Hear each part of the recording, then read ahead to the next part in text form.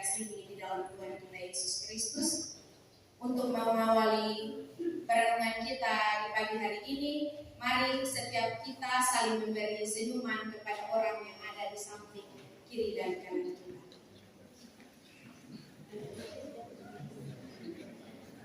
Ternyata dalam sebuah senyuman dapat memberikan sebuah sukacita yang mempengaruhi pribadi dan perasaan kita untuk siap mendengarkan kebenaran firman Tuhan di pagi hari ini. Karena itu, mari dengan muka yang tersenyum, dengan hati yang terbuka, mari kita mendengarkan kebenaran firman Tuhan. Sekali lagi, shalom. Shalom. Bapak, Mama, saudara-saudari yang dikasihi di dalam Tuhan kita Yesus Kristus, pada pagi hari ini pembacaan kita terambil dari Amsal pasal 13, ayatnya yang ke-13 sampai ayatnya yang ke-20, di bawah tema perenungan, yaitu duta yang menyembuhkan. Di minggu terakhir dalam bulan pendidikan, tema bagi kita yaitu duta yang menyembuhkan.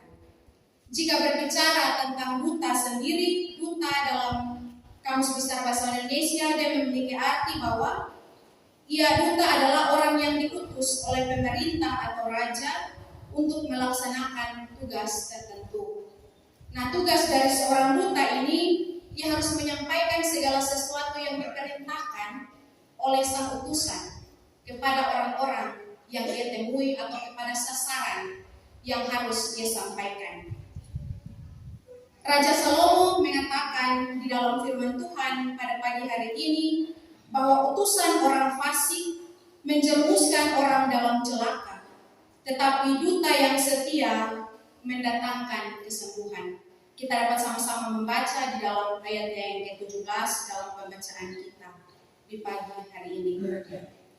Ungkapan Salomo ini dia menjelaskan bahwa ternyata manusia ini dia berada di dalam dua kelompok bagian.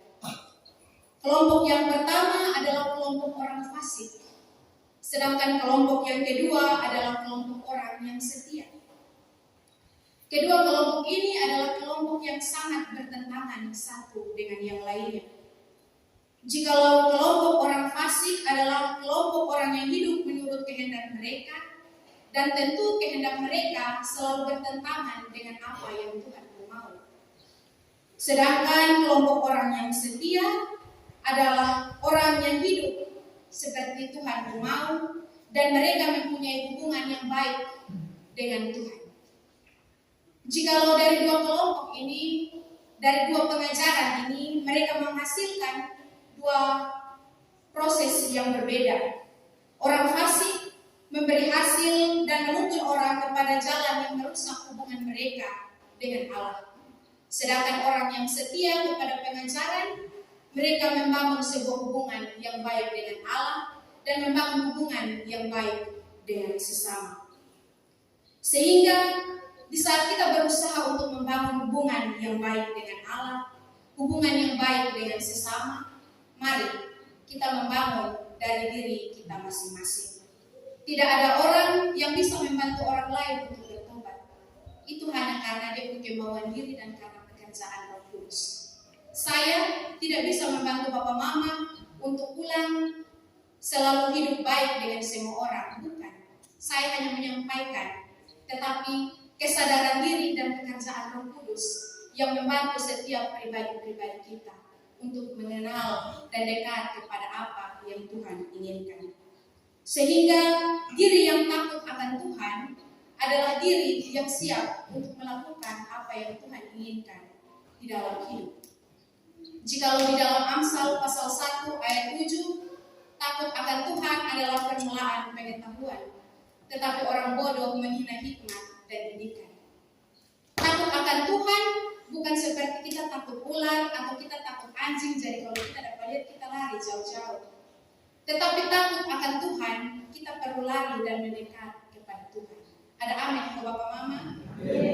Kalau kita mau dan kita bilang kalau kita takut kepada Tuhan, maka kita harus siap untuk datang ke gereja, kita harus siap untuk hadir ke ibadah-ibadah, kita harus siap untuk adakan ibadah dalam rumah tangga kita setiap hari, sebagai bukti bahwa kita takut akan Tuhan.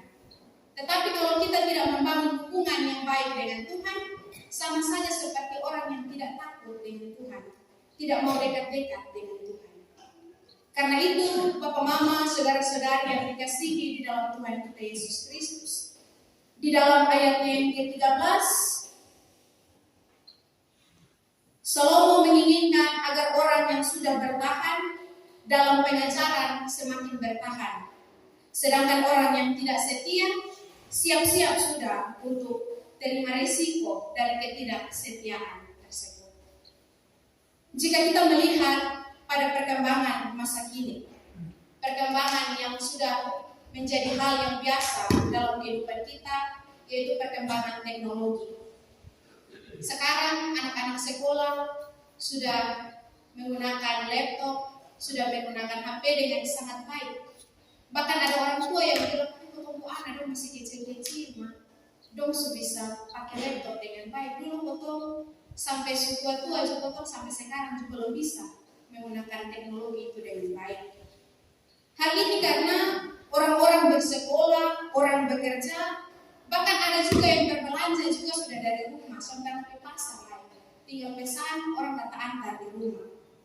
Atau mau bertemu dengan orang lain, sekarang potong sudah terkenal dengan sebar undangan, sampai pikir orang ke pintu rumah dan kasih undangan, kirim undangan lewat WA. Setiap orang semakin dimudahkan untuk menjalankan kegiatan dan aktivitas hidup dengan lebih mudah, dengan lebih cepat, dengan menggunakan handphone.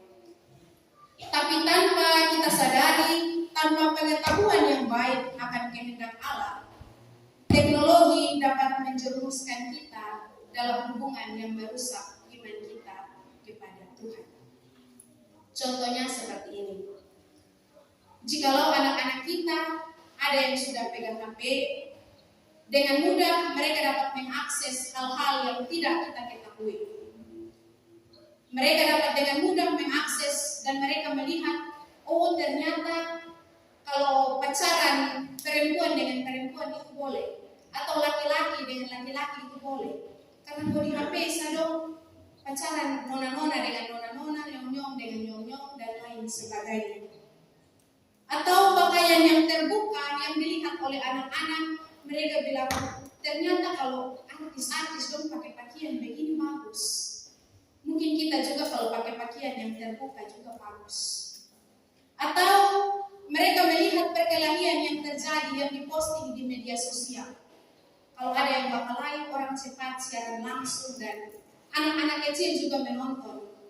Tanpa kita sadari dan tanpa pengajaran yang baik dari dalam rumah tangga, anak-anak dan generasi gereja dapat menjadi generasi yang rusak kalau tidak ada pengajaran yang baik yang berasal dari rumah tangga. Jika tidak ada pengenalan yang baik tentang kehendak Tuhan, maka anak-anak sulit untuk membedakan mana yang baik dan mana yang benar. Sehingga hal pengajaran yang baik dapat menolong seseorang untuk bertumbuh sesuai dengan kehendak Allah. Pengajaran yang baik dapat membantu orang untuk bertumbuh sesuai dengan Tuhan ku mau. Bukan bertumbuh ikut HP ku mau, bukan bertumbuh ikut perkembangan zaman ku mau, tapi bertumbuh ikut Tuhan ku mau. Hal ini sehingga Salomo mengatakan bahwa pendidikan perlu dimulai dari dalam rumah tangga, dan tentu itu bukanlah hal yang mudah. Jika pendidikan harus dimulai dari dalam rumah tangga, dengan perkembangan teknologi yang sangat canggih ini, pasti setiap orang tua atau kakak-kakak pasti menganggap bahwa ikut untuk adik itu suruh dia untuk berhenti pegang HP supaya kita bisa ibadah dengan baik, atau kita bisa pergi ke gereja dengan baik. Ini sekarang sulit. Hal ini memang seringkali dianggap sebagai hal yang sulit. Tetapi mari kita libatkan Tuhan dalam proses pendidikan yang ada. Tidak ada orang tua yang bisa mendidik anaknya kalau dia tidak takut dan taat kepada Tuhan. Tidak ada orang tua yang bisa kasih ingat ke anak-anak ingat di gereja hari Minggu, padahal bapak dan mama sendiri sampai pergi gereja. Tidak ada orang tua yang sukses kasih semangat anak-anak untuk jangan bermain HP, padahal bapak dan mama suruh lima ada pegang HP. Hal pendidikan dari dalam rumah tangga membutuhkan sebuah keteladanan dari kita sebagai duta yang menyampaikan berita-berita tersebut. Apa yang penting yang dapat menjadi proses bagi kita untuk mendidik anak-anak kita di dalam rumah tangga, yaitu melalui ibadah dalam setiap rumah tangga, diskusi-diskusi dalam setiap rumah tangga antara orang tua dan anak-anak. Ini hari di sekolah ke mana? Ini hari Bapak dan Mama pekerjaan di kantor itu seperti ini. Ini hari Bapak dan Mama pikir kebun, Bapak dan Mama bertemu hal-hal seperti ini. Diskusi-diskusi yang demikian mungkin dapat membantu untuk membangun hubungan yang lebih baik antara orang tua dan anak, antara saudara dengan saudara yang lainnya. Dan hal yang penting yaitu nasihat dan teguran dalam ajaran mementingkan kebenaran firman Tuhan itu sangat penting. Bapak Mama yang dikasihi di dalam Tuhan kita Yesus Kristus, di dalam ayatnya yang ke-16 mengatakan orang cerdik bertindak dengan pengetahuan, tetapi orang bebal membeberkan kebodohan. Orang cerdik bertingkah dengan pengetahuan, tetapi orang bebal membeberkan kebodohan. Pentingnya sebuah pengetahuan, namun orang bebal dia suka memamerkan kebodohan atau sebuah kesalahan. Hanya orang bebal yang dia tahu itu salah, tapi dia tetap buat. Perkembangan yang buruk seringkali menjadi hal yang menarik. Yang penting itu adalah hal yang tenar, yang penting itu adalah hal yang viral, maka itu menjadi kesenangan buat anak-anak kita sekarang. Mungkin saya juga yang berbicara, seringkali kami juga menganggap bahwa hal-hal yang menarik yang semua orang suka pada masa kini adalah hal yang menarik untuk kita pelajari. Tetapi tanpa kita sadari bahwa ada hal-hal yang bisa berguna bagi kepentingan pribadi kita, namun ada hal-hal juga yang tanpa disadari merusak moral dan merusak hubungan antara kita dengan Tuhan. Contohnya seperti apa? Goyang bento. Betul kosong deh Bapak Mama. Setiap orang tua, setiap kali saya bertemu dengan orang-orang, mereka selalu mengeluh tentang goyang bento ini dia penggoyangan terlalu meresahkan. Di sekolah ada anak-anak sekolah yang senam, dong bilang Mama, Ibu tak usah ganti lagu senam, pakai lagu bento saja. Atau ada kegiatan-kegiatan di dalam lingkungan, mereka lebih memilih jangan pakai lagu-lagu nasional, tak usah pakai lagu-lagu yang berbau pendidikan, atau pakai lagu yang bento saja. Padahal sebenarnya hal yang baik yang sedang mereka terima itu mereka menganggap bahwa itu baik. Padahal tanpa disadari itu adalah hal yang buruk yang mempengaruhi proses dan pribadi setiap orang. Tetapi ada orang-orang yang mereka menganggap bahwa ini hal yang tenar, ini hal yang terkenal. Kalau musuh tahu yang bento, musuh sudah tahu, sudah terkenal. Padahal hal itu menjadi hal yang dapat merusak hubungan antara kita dengan orang lain. Mungkin kita menganggap bahwa itu adalah goyang yang biasa, tapi kita tidak pernah tahu apa yang dipikirkan oleh orang lain. Karena itu penting pendidikan dari dalam rumah tangga. Orang-orang tua, kakak-kakak, saudara-saudara, mari setiap pribadi kita. Kalau kita tahu bahwa itu adalah sesuatu kebenaran dan kita tidak menyampaikan dan kita tidak memberikan arahan kepada adik-adik kita, kepada anak-anak kita, maka kita dikatakan sebagai orang bebal. Sudah tahu itu salah, tapi sudah omong. Sudah tahu itu sudah berkenan, tapi sudah tegur. Firman Tuhan di dalam ayat yang ke-16 memberi peringatan kuat kepada kita bahwa kalau kita tahu itu salah, mari kita berikan teguran. Bukan teguran dengan pukulan, bukan teguran dengan makian yang keras supaya dia takut, tetapi mari meminta Tuhan agar Tuhan memberikan kita hikmat, agar satu kali potong tegur Tuhan yang berproses dalam hidup anak pribadi atau itu sebagai orang pun pribadi, dan dia juga dapat ikut apa yang Tuhan mau. Jangan karena takut kalau saat potong tegur anak-anak mereka menangis. Jangan pernah takut kalau kita tegur anak-anak mereka marah, mereka menangis dan marah palingan hanya 1-2 jam. Tetapi nasihat yang baik dapat mempengaruhi hidupnya sepanjang, mempengaruhi pribadi seseorang sepanjang dia hidup. Kalau ini saat potong tegur dia menangis, potong lagi jangan tegur dia, lain nanti dia menangis terus. Padahal sebenarnya rasa takut itu yang merusak perkembangan anak-anak kita pada masa ini. Orang Yahudi pada waktu itu terkenal sebagai orang tua yang terbaik di antara kaum di masa purba pada saat itu. Mengapa orang-orang Yahudi dikatakan sebagai orang tua yang baik? Kita dapat sama-sama membaca di dalam Amsal pasal 13 ayatnya yang ke-24. Siapa tidak menggunakan tongkat benci kepada anaknya, tetapi siapa mengasihi anaknya menghajar dia pada waktunya. Hal ini bukan berarti bahwa firman Tuhan mendukung agar kekerasan itu terjadi di dalam rumah tangga. Melainkan firman Tuhan ini mendukung agar setiap orang tua harus siap mendidik dan mendisiplinkan anak-anak kita seturut dan sesuai dengan kehendak Tuhan. Orang tua yang gagal mendisiplinkan anaknya adalah orang tua yang tidak sayang kepada anak-anaknya.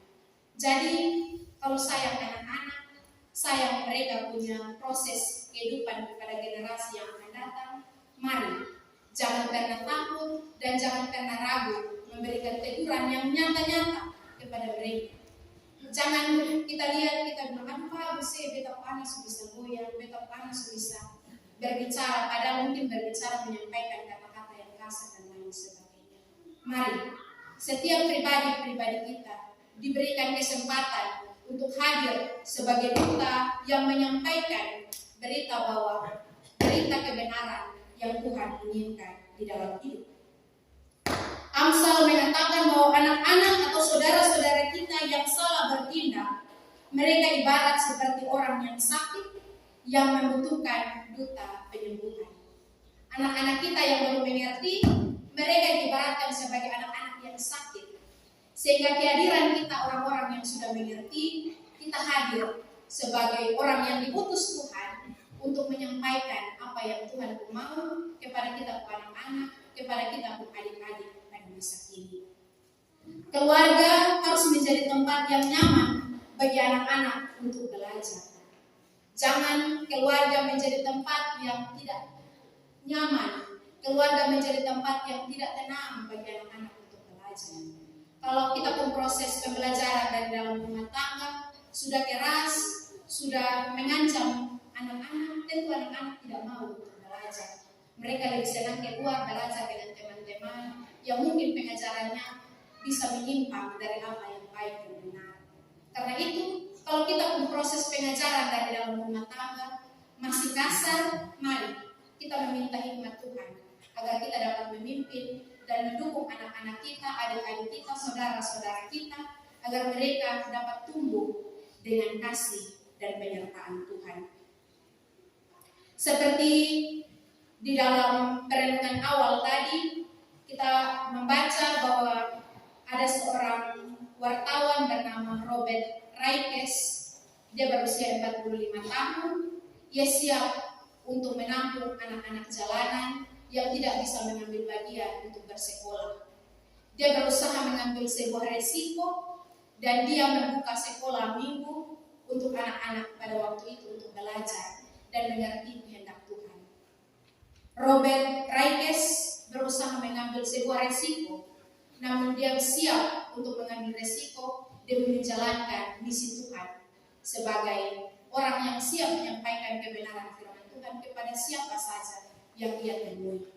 Karena itu, mari kita pulang dengan jangan pernah ragu-ragu sampaikan kehendak Tuhan kepada anak-anak kita, kepada saudara-saudara kita, selama kita masih diberikan kesempatan.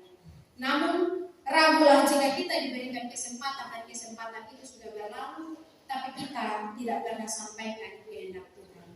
Selama kita masih diberikan waktu, mari kita berikan dan sampaikan kehendak Tuhan kepada siapapun dia yang kita temui di dunia ini. Tuhan menolong dan memberkati kita di dalam firman.